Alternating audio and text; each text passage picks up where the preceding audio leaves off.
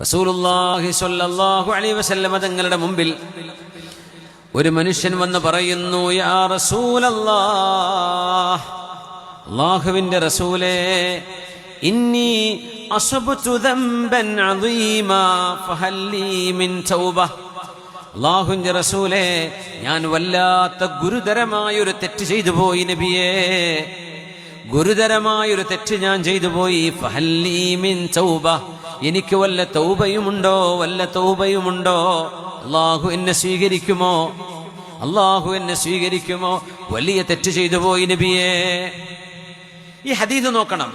നമുക്ക് കൺഫെഷൻ എന്ന് പറയുന്ന സംഭവം, കുമ്പസരിക്കുക എന്ന് പറഞ്ഞത് ഇസ്ലാമിലില്ല. നിങ്ങൾ അള്ളാഹിനോട് കുമ്പസരിച്ചാൽ മതി. ഒരു ഉസ്താദിനോടും ഒരു കൗൺസിലറോടും ഒരാളോടും നിങ്ങൾ ചെയ്തു പോയ തെറ്റ് പറയരുത്, പറയാൻ പാടില്ല. പറയൽ വേറൊരു തെറ്റാണ്. അള്ളാഹുവിനോട് പറയാം, പടച്ചവനോട് സങ്കടപ്പെടുക, അള്ളാഹുവിന്റെ മുമ്പിൽ മനസ്സ് തുറക്കുക.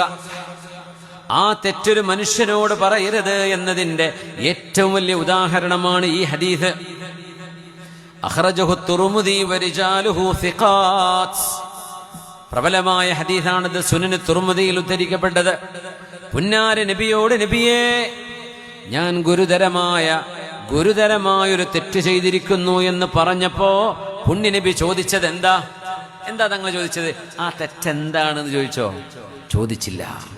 ഹബീബിന്റെ മറുപടി ഒന്നാണ്, ഹല്ലക മിൻ നിനക്ക് ഉമ്മയുണ്ടോ, ജീവിച്ചിരിപ്പുണ്ടോ നിന്റെ ഉമ്മ? അവിടെ ക്യൂരിയോസിറ്റി, ഒരു എന്ത് തെറ്റാ ചെയ്തത് നബി ചോദിച്ചോ? സല്ലല്ലാഹു അലൈഹി വസല്ലം ചോദിച്ചിട്ടില്ല. തങ്ങളത് പറയിപ്പിച്ചിട്ടില്ല. തങ്ങളോട് വന്ന് ഏറ്റുപറയുന്നത് തങ്ങൾ കേൾക്കുകയും മറുപടി പറയുകയും ചെയ്യും. പുന്നാര നബിക്ക് ചോദിച്ചുകൂടെ, എന്തു വലിയ തെറ്റാ നീ ചെയ്തത്? കൊലപാതകമാണോ, വ്യഭിചാരമാണോ, സിഹറാണോ, മാരണമാണോ, എന്താ നീ ചെയ്തത് എന്ന് ചോദിക്കാമായിരുന്നു. പുണ്യനബി ചോദിച്ചിട്ടില്ല.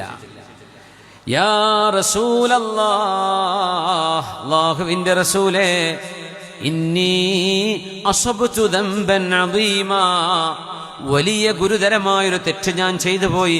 ഫഹൽ ലീ മിൻ തൗബ, എനിക്ക് തൗബയുണ്ടോ, എന്നെ അല്ലാഹു സ്വീകരിക്കുമോ എന്ന് ഹബീബിനോട്, ലോകത്തിന്റെ ഗുരുവിനോട്, അഷ്റഫുൽ ഖൽഖിനോട് ചോദിക്കുമ്പോ പുന്നാര നബി തിരിച്ചു ചോദിച്ച ഒരു ചോദ്യമുണ്ട്, ഹല്ലക മിൻ നിനക്ക് ഉമ്മയുണ്ടോ?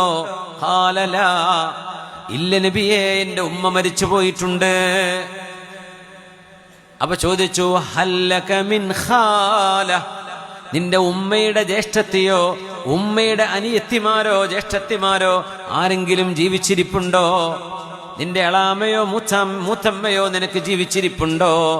ഖാല നഅം, ഉണ്ട് നബിയേ, അവരുണ്ട്, എന്റെ ഉമ്മ ജീവിച്ചിരിപ്പില്ല. ഫബിർറഹാ,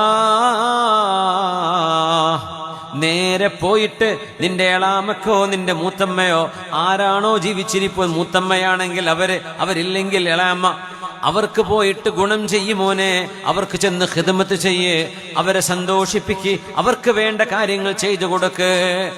അതാണ് നീ ചെയ്യേണ്ടത്. ആ വലിയ തെറ്റിന്റെ പ്രായശ്ചിത്തം. ആദ്യം ചോദിച്ച് ഉമ്മയുണ്ടോന്നാ.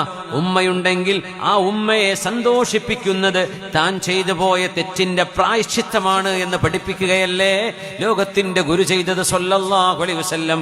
ഉമ്മ ജീവിച്ചിരിപ്പില്ലെങ്കിൽ ഉമ്മയുടെ സഹോദരിമാർ, ഫഇന്നൽ ഖാലത ബിമൻസിലത്തിൽ ഉമ്മി, ഉമ്മയുടെ ജ്യേഷ്ഠത്തെയോ അനുജത്തെയോ ഉമ്മയുടെ സ്ഥാനമാണ് അവർക്ക് എന്ന് പുണ്യനബി പറയാറുണ്ട് സ്വല്ലല്ലാഹു അലൈഹി വസല്ലം.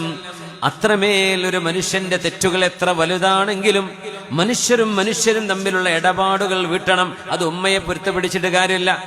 അള്ളാഹും നിങ്ങളും തമ്മിലുള്ള ഇടപാടുകളിൽ എന്തെങ്കിലും ഒരു വിള്ളൽ വന്നാൽ, അള്ളാഹു ചെയ്യണം എന്ന് പറഞ്ഞത് ചെയ്യാതിരിക്കുകയോ, അള്ളാഹു അരുതെന്ന് പറഞ്ഞത് ചെയ്തു പോകുകയോ ചെയ്താൽ നിങ്ങൾ തൗബ ചെയ്യണം. ആ തൗബയോടുകൂടെ ജീവിച്ചിരിപ്പുണ്ടെങ്കിൽ മാതാവിനെ ചെന്ന് കാണണം, പിതാവിനെ ചെന്ന് കാണണം, അവർക്ക് ഇഷ്ടമുള്ളത് ചെയ്തു കൊടുക്കണം, അവരെ സന്തോഷിപ്പിക്കണം. അവരുടെ സന്തോഷം കിട്ടുന്നതുവരെ അവർക്ക് ഖിദ്മത്ത് ചെയ്യണം.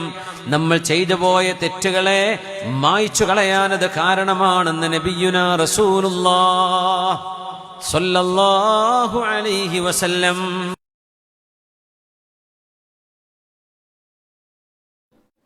صلوا على النبي محمد وآله. اللهم صل على سيدنا محمد وعلى آل سيدنا محمد وبارك وسلم عليه.